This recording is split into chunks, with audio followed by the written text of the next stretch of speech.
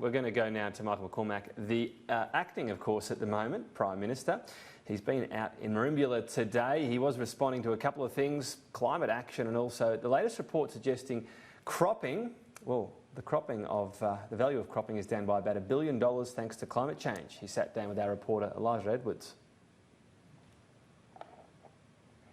Well, it's going to have an impact on farmers' profitability, and going forward, they need to look at that when they're deciding what they're actually going to do on their farms. And I know there's been a lot of diversification in farming in the past few decades. But what I don't want farmers to do, and particularly those school leavers who yesterday in New South Wales would have received their high school certificate results, to think that there's not profit to be made in farms, to think that there's no future in agriculture, because there is. And the Australian Federal Liberal Nationals government is making sure that we increase farming and agriculture by $60 billion to a $100 billion industry by 2030. Now, I know we share that view with the National Farmers Federation and other farmers' organisations, whether it's AgForce in Queensland, VFF in Victoria, New South Wales Farmers and others. We want to make sure that we grow agriculture to a $100 billion industry, and we can and we will. And we will on the back of hard work, endeavour, innovation, technology. That's all coming into farming. And yes, whilst I appreciate that profits have taken a hit, we've had a number of severe droughts over the past 20 years. And whilst I appreciate ABARES doesn't give out these statistics lightly, there is a big future in agriculture. But is it harder to make a living off the land right now? Well, true, but there are some farmers as well who are making good money. And my father, my late father Lance, who farmed properties at Mara and Brucedale for decades, always told me that farming was a 9-year cycle. 3 years, very good years. 3 years average and 3 years not so good. And so it is cyclical, and there is money to be made out of farming. With no rain forecast until April next year, this drought is going to get worse over summer. Farmers surely can't wait until the May budget. Are the Nationals going to push for more support and more stimulus before then? Well, I'm out and about in a regional community, as are all my Nationals colleagues and as are many of my Liberal colleagues. We know that the drought is taking its toll. We know that there's more work to be done. Of course, as the forecast does not look good, we'll be monitoring the situation. We'll be taking, of course, those soundings from public hall meetings, from just getting out and talking to farmers over the farm fence, over the farm gate, as we do all the time, as I've done over the last couple of days back in my own Riverina electorate. We take those soundings, we go back to Canberra, and yes, we do lobby for extension to drought assistance. And I'm here with Andrew Constance today, the New South Wales Minister, and we're working together as New South Wales, as Commonwealth governments. Well, look, we'll see how the situation is. Before the next budget, though? We've already put more than $8 billion of assistance on the table, and if we need to do more, we will. Will the government engage with former fire chiefs planning a national summit on bushfires after the current fire season? Well, of course, we always engage with everybody who's got an interest in these sorts of things, and I appreciate that many people, not just Greg Mullins and his crowd, but many others are also coming forward with ideas and ways of how we can better manage bushfires in the future. But also, we need to take on board those people who are in the current positions and those people who are presently occupying positions of authority, to make sure that we work with them first to combat these fires. We're doing just that. And of course, it's not just climate change. There's many reasons why these bushfires have occurred. In South Australia, for instance, there was a pile of horse manure that self-combusted. There's been lightning strikes, but there's also been many people who've actually started these fires already. 56 arrests, and potentially, the police are looking at many others with the view to actually laying arson charges, and that's unfortunate. Sure, but the land's going up because it's so dry. And indeed it is. We're in the middle of as many people say, one of the worst droughts they've ever seen. In fact, one of the worst droughts in history. And of course, that doesn't help when you've got a dry tinder load, when you've got laws that in some cases make it difficult to get rid of that load, that fuel load, that fire load before the season. That has made it difficult for some people to actually get in and do the fire breaks and those sorts of things. So of course it's dry, and that's also going to lead to bushfires starting. The ex-fire chiefs say they are feeling a leadership vacuum in Canberra because the government won't talk about fires and climate change. What's your response to that? Well, we're addressing the fires. We're ensuring that we've got the right resourcing and the right people to put the fires out.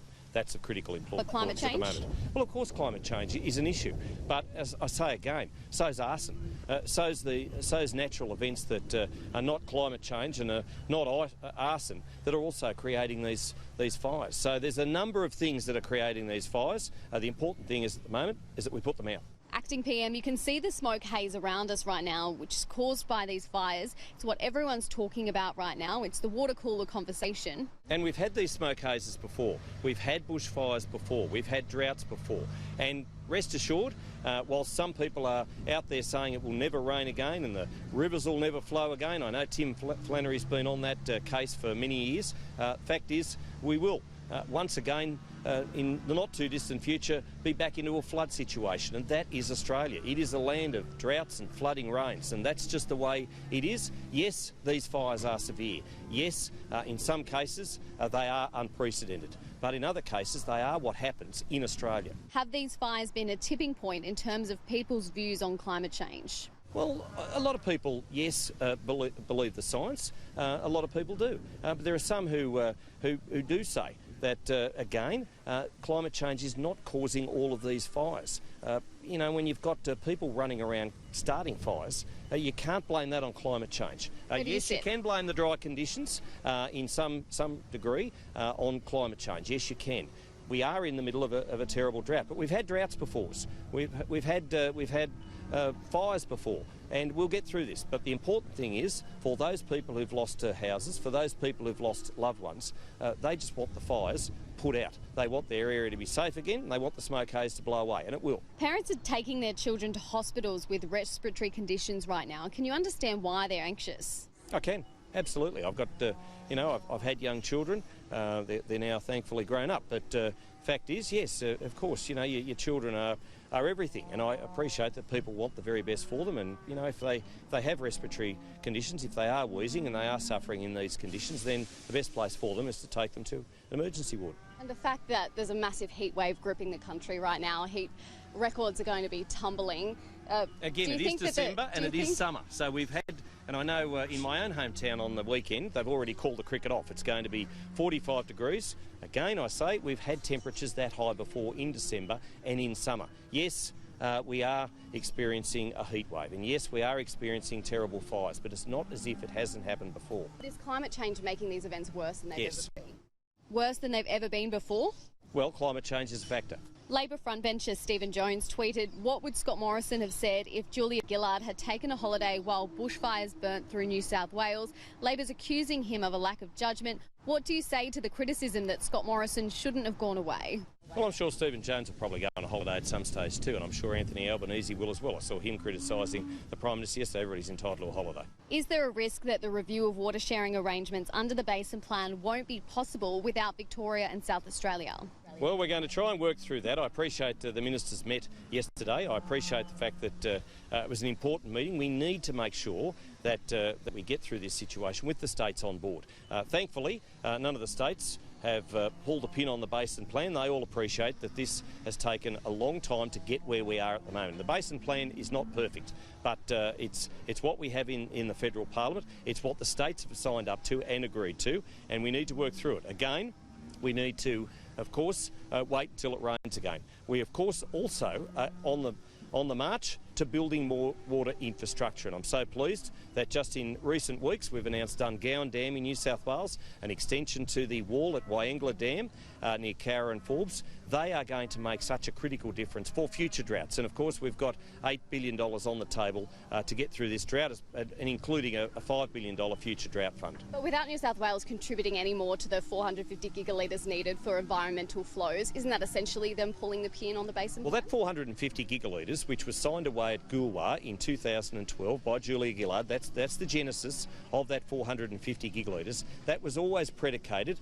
thanks to the Liberal Nationalist government when we got into power, on there being a triple bottom line approach for those 450 gigalitres. So if there's not complete sharing of social and economic and environmental outcomes for that water, then that water won't and can't be delivered. So it has to ensure that water will never be delivered if it's going to have a social and economic downturn for those communities which rely on river water, which rely on irrigated water. And so to that end, it was always going to be very difficult to deliver. Yes, of course, we need to make sure that there's water for the environment, but we also need to make sure that there's water for our irrigated farmers. And at the moment, with the state allocations, some of those communities around Deniliquin, Mildura, they've got very little in some areas, none at all. Our cotton farmers in northern New South Wales, who get the blame for a lot, haven't had a water allocation for 4 years, so let's not forget that. So there are farmers doing it tough. But it will rain again. There will be water in the Murray-Darling system again, and we look forward to that. Just on your portfolio, does JETSTAR have an obligation to its customers to sit down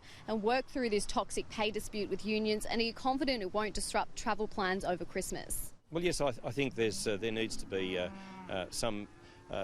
situation there where they all come together in an amiable way, in an amicable way, and resolve this situation. Of course, it always happens at this time of year too that some people decide to disrupt the travel plans of others, and that's unfortunate. But it would be good if they could come around the table and reach a good resolution so that people can get on with their travel plans over the Christmas New Year period. Are you optimistic that's going to happen? Well, I'm always optimistic about all things happening. I'm a positive person.